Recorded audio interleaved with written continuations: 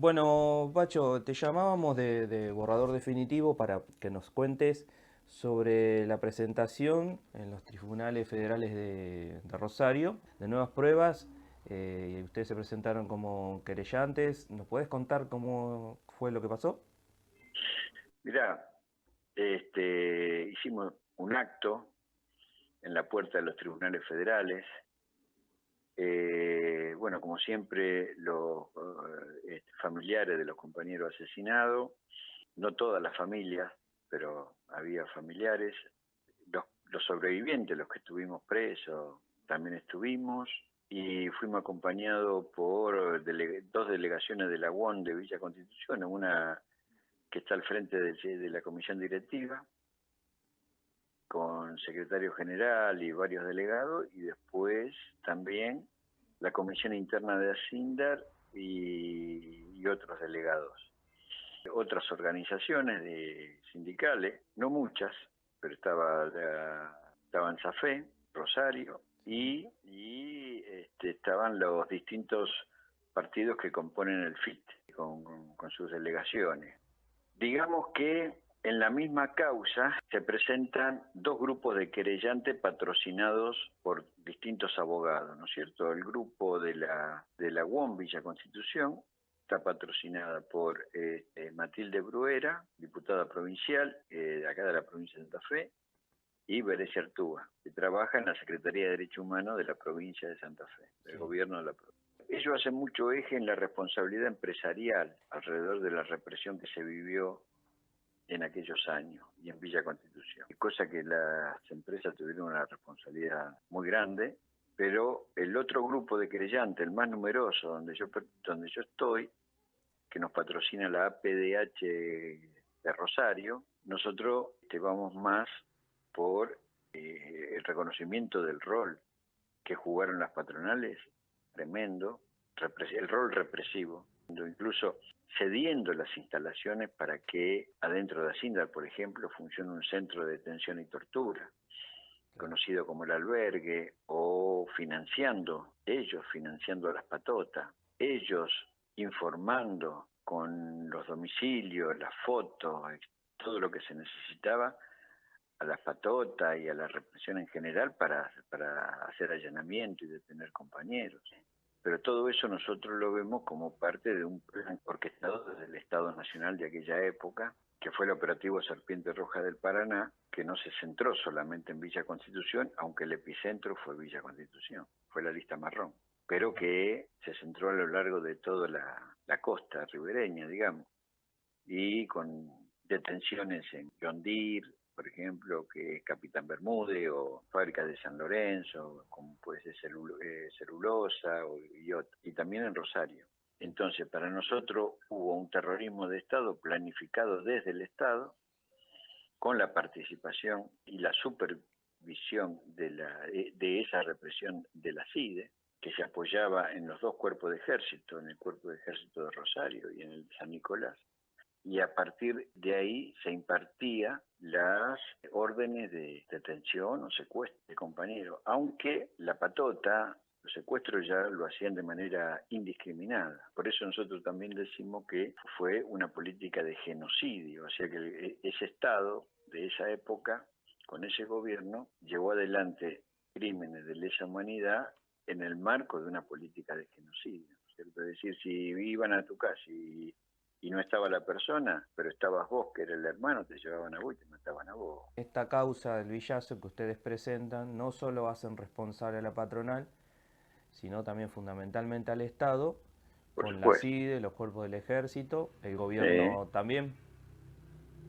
por supuesto. el gobierno peronista El y gobierno de Isabel Perón, de Isabel Perón, las policías las provinciales, policías provinciales.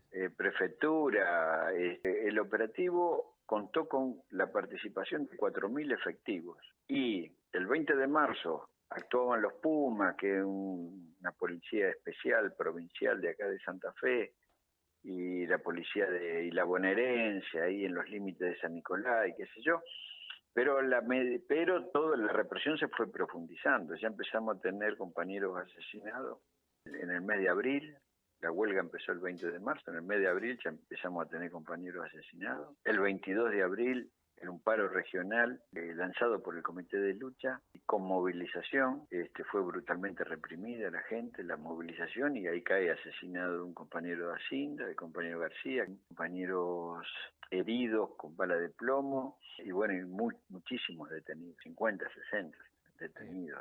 Pancho, en esta causa, ¿hay nombres, apellidos por cada institución o aparecen las instituciones nombradas? Sí, hay nombre. El problema es que tenemos una justicia que no es justicia. Entonces, tenés que saber que eso, del 75 hasta ahora murieron todos. Desde Martín Medeó, López Ofrán, todos los integrantes del gabinete de Isabel Perón, López Rega, todo está muerto. López Rega tiene, Isabel Perón tiene 90 años, llena de plata, pero imposible de que se la pueda extraditar para el juicio o de que haga algún tipo de descargo desde España. Entonces todo lo que queda, te digo, porque nosotros presentamos 101 imputados. Y el juez Bailaque, por estas razones que te digo y por otras, donde consideraba que no teníamos suficientes pruebas y qué sé yo, la justicia es estricta para nosotros, las víctimas, para darle impunidad a los victimarios, digamos. Entonces el juez llevó la cantidad de imputados a 46 o 43. Dentro de esos 43 hay 2 que eran tercera línea del directorio de Asindar. Uno vive en Villa, que se llama Pellegrini, y otro se llama Tibau. Pero eran tercera línea los tipos. Pero actuaban pagando sueldos, pagándole a la derecha, a los fachos. Financiando. Sí, hay recibos, hay recibos y todo, donde Asindar pagaba a estos tipos. Y estos eran los de tercera línea, eran los que hacían de correo. Sí. Y bueno, están ellos, y después hay otros de la Policía Federal, de las policías provinciales también, 40 y pico. Tal vez lo que están haciendo ustedes con la presentación de esta causa y los sucesivos actos y recordatorios a lo largo del tiempo, más que para llegar a la justicia legal, ¿no?, de este país, que sabemos también por dónde va la justicia, vos lo mencionaste, es como una justicia histórica porque no se tiene, me parece a mí, concebido en la población, en la memoria colectiva, de que hubo un plan sistemático de terrorismo previo al 76, previo al golpe de Estado. Sí, tenés muchas razones, y más en San Nicolás, sí, éramos parte de la misma región, digamos, ¿no es cierto? Solamente el Arroyo del Medio te divide, pero muchos compañeros de Asindar, de Mekong, vivían en San Nicolás.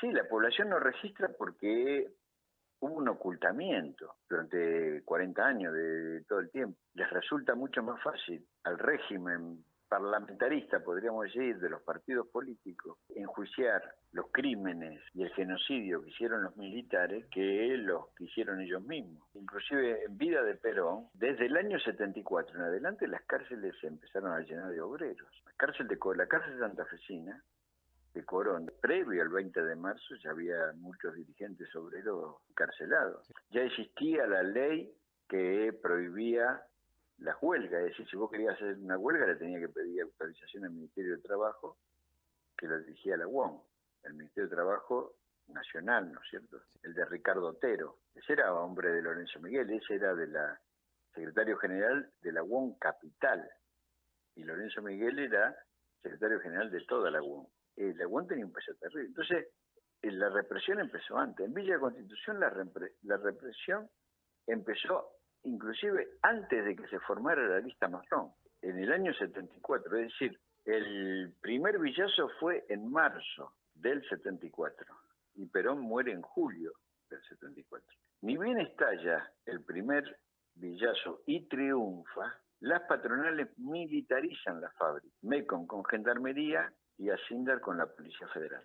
La burocracia, que en el villazo había firmado un acta que decía que a los 45 días tenía que haber elecciones de delegado y comisiones internas, y 45 o 60 días después, elecciones en la seccional. Esa acta, la burocracia, firmada por la burocracia y por el Ministerio de Trabajo, la incumplen. Saca cuenta, el 16 de marzo fue el Villazo, quiere decir que las elecciones en Villa Constitución, según decía el acta, tendrían que haber sido a más tardar en junio. Entonces, los tipos van dilatando, incumpliendo el acta acuerdo. Eso llevó a que todo el mes, todo el año 74, hasta noviembre, en Villa Constitución hubiese, de un lado, atentados, del lado de la UOM, atentados con bombas, amenazas de muerte a los dirigentes del Villazo. Los obreros tenían que hacer a la noche guardia en la casa de Piccinini, en la casa de Pascualito de Rico, del Toro Acuña, que eran los más amenazados de muerte por parte de la burocracia de las patotas. ¿Y el rol de la burocracia sindical de la UOM San Nicolás? Tremendo. Jamás hizo un solo amague para solidarizarse con la lucha de los trabajadores de Villa, jamás. La lucha de los trabajadores de Villa era una lucha democrática, profundamente democrática, porque nosotros cuando más democracia aplicábamos en la asamblea, en todos lados, más seguro estábamos del triunfo de la seccional. Cuando se incumple el acta firmada, lo que después fue la lista marrón, que hasta ese momento éramos delegados de distintas fábricas y comisiones internas, pero que habíamos ganado en el Villazo, fundamentalmente los compañeros de Hacienda. Cuando se incumple el acta acuerdo, las movilizaciones en Villa, las asambleas generales, todo eso se profundiza. Y ellos, el miguelismo, la burocracia, la policía, los lumpenes, contratados por las patronales, profundizan los atentados, las amenazas de muerte, todo tipo de provocaciones en las paradas de colectivo, adentro de fábricas. Es decir, hasta que los tipos retroceden y tienen que dar elecciones en noviembre, recién en noviembre, cuando tenían que haberla dado en junio. Entonces, todo el clima electoral fue un clima de políticas represivas. Lo que después fue la lista marrón, no solamente hizo movilizaciones, hizo un plenario nacional antiburocrático en una cancha de fútbol en abril del 74, donde vino Tosco, vino Salamanca, Ese plenario fue una demostración del peso que todavía tenía el clasismo en el país. 140, eso está en los libros de historia, se contaron 140 delegaciones de distintas partes del país, delegaciones obreras de distintas partes del país que estuvieron en el plenario. Es decir, el plenario desde un punto de vista mostraba el fortalecimiento de un clasismo que se sostenía, que era cada vez más fuerte en las bases. Por un lado mostraba eso y por otro lado mostró que hubo una tremenda debilidad en cuanto a no votar continuidad de ese plenario, políticas que le dieran más continuidad. Ahí en el plenario se dio una discusión muy importante, es decir, una la dio PST, otros sectores de izquierda, plantearon el tema de la coordinadora nacional, que se conforme una coordinadora nacional y que esa coordinadora nacional sea la que convocara a distintas movilizaciones o actos o lo que sea que haya que convocar de acuerdo a lo que pase con la lucha de clases y con lo que esté pasando. Es decir, la ofensiva por parte de la derecha y en vida de Perón contra el movimiento obrero, por ejemplo en Córdoba, fue tremenda. Entonces, inclusive cambiaban los gobernadores, intervenían con las policías, intervenían las gobernaciones, cambiaban a los gobernadores y los comisarios quedaban de interventores. ¿Por qué que no se pudo desarrollar esa política de coordinación? Había una política en muchas organizaciones políticas, valga la redundancia, y sindicales, de ser funcionales, críticamente, pero funcionales al peronismo, al gobierno de Perón. Quiere decir que ese plenario podía haber movilizado y llevado adelante una política de enfrentamiento, por ejemplo, a la CGT, a la cúpula de la CGT, y iba a ser muy bien recibida, pero en amplísimos sectores de la base obrera, algo de eso. Por ejemplo, podía haber elaborado un programa económico. Nosotros estábamos en contra del pacto social, lo denunciábamos como una trampa al pacto social contra los trabajadores. Se podía haber elaborado un programa del sindicalismo combativo y ponerlo en contraposición al programa que estaba implementando el peronismo. Pero ahí jugaba mucho la JP, Claro. ¿no? La Juventud Peronista, que tenía mucha fuerza, el Partido Comunista también tenía fuerza. Bueno, no estoy diciendo nada que no suceda en la actualidad. En la actualidad se sigue siendo funcional al gobierno, en este caso del Frente de Todos, pero si vos deshilachás lo que es el Frente de Todos, vos vas a ver que la gran mayoría del Frente de Todos pertenece al peronismo ortodoxo. Eso, ahora estamos hablando de épocas diferentes del peronismo, ¿cierto? Sí. Yo te digo porque, qué sé yo viví la época del retorno de Perón, ¿no? Donde el peronismo, desde el momento que Perón pisó la Argentina, ya manifestó la política que iba a llevar en favor de la derecha en contra de la izquierda del peronismo. Desde el momento que pisó la Argentina, ya en la masacre de Seiza, ya con Osinde ahí en el palco y con todo eso, ya se mostró claramente cuál era. Y después, cuando echa la Juventud Peronista a la Plaza de Mayo, ya se demostró claramente cuál era el rumbo del gobierno.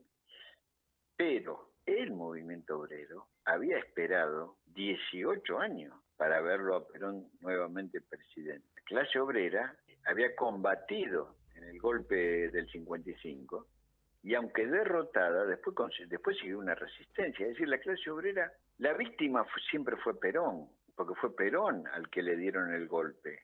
La clase obrera siempre lo vio desde ese punto de vista y del punto de vista del recuerdo de las reformas del 45. Entonces, Claro.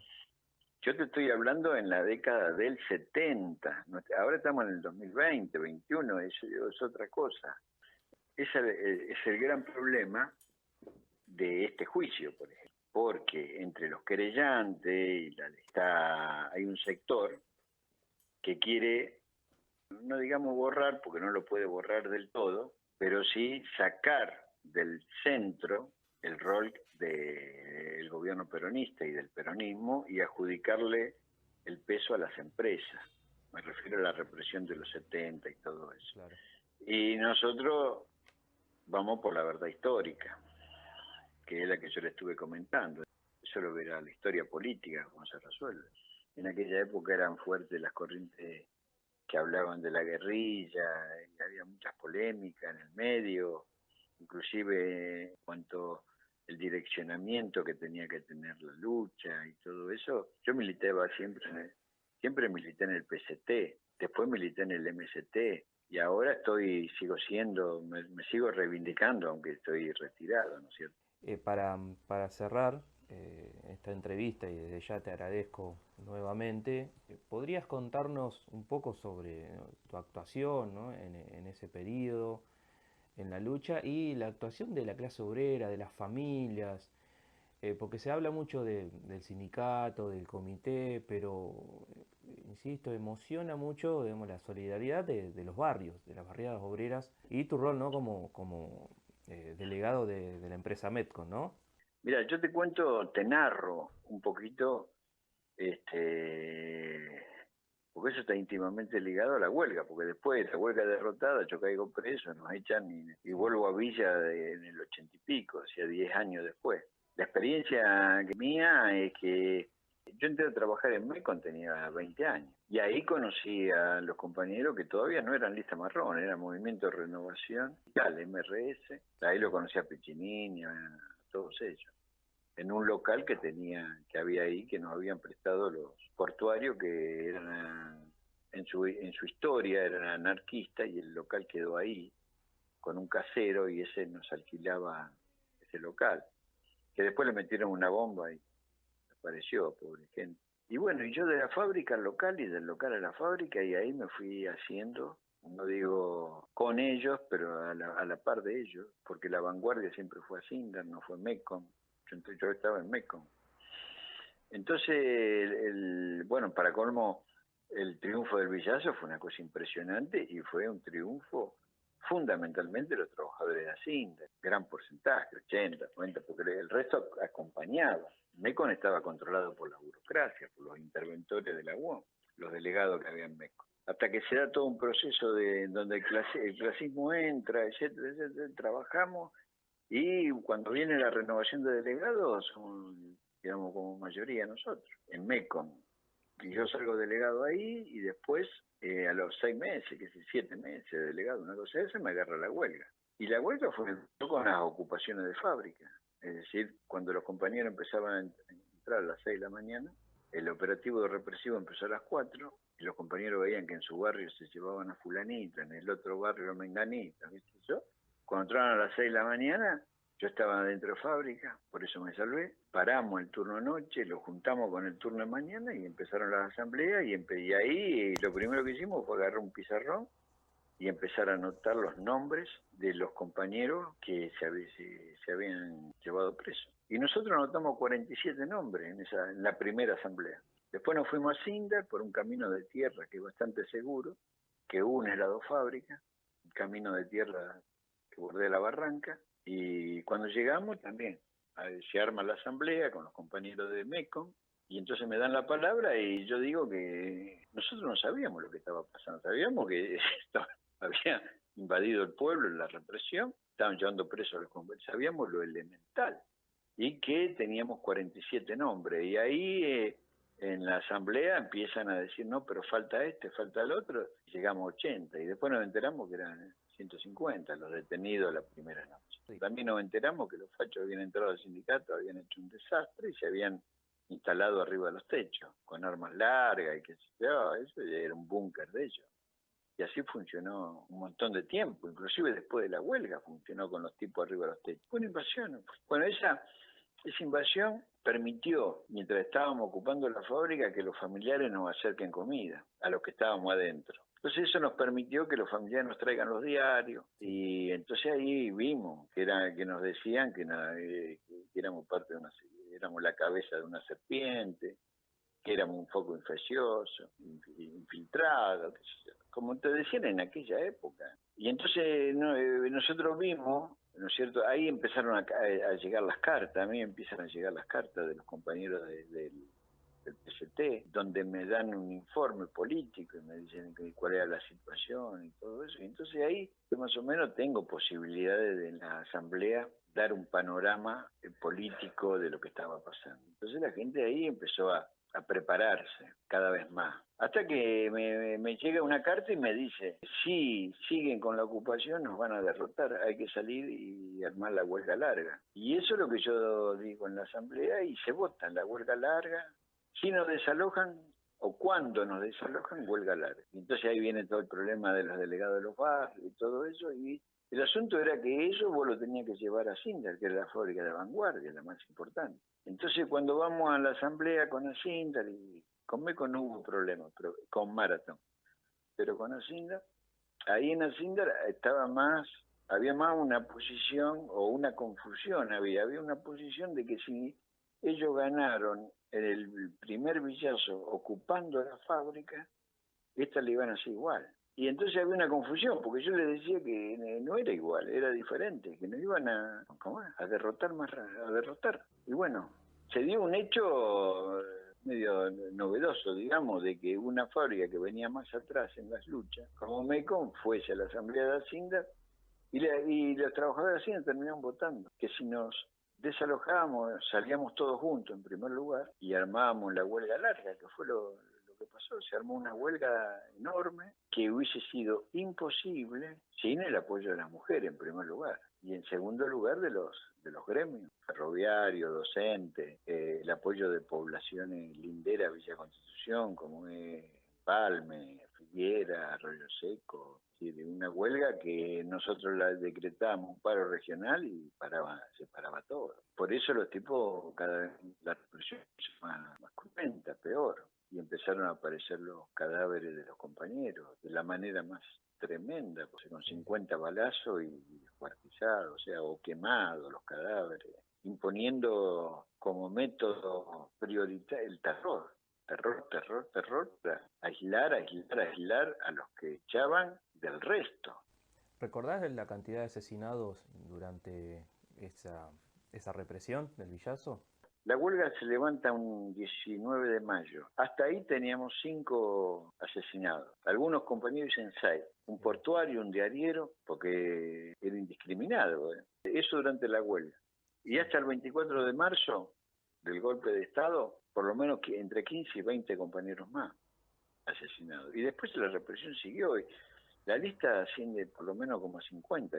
Termino reivindicando, en primer lugar, a la lucha, que fue una gesta histórica, porque imagínate que estuvimos 2 meses de huelga enfrentando una represión atroz y con todos los dirigentes presos. O sea, la base jugó un rol extraordinario. Segundo, reivindicando el mismo rol en los barrios, porque esa base en los barrios se autodeterminó, ¿me entendés? Porque nosotros sacábamos delegados, ellos elegían a sus delegados que tenían contacto con nosotros, pero los contactos con el comité de lucha eran aislados, se vivía una situación de mucho terror. Entonces, una base que se autodeterminaba permanentemente, eso fue heroico, fue extraordinario.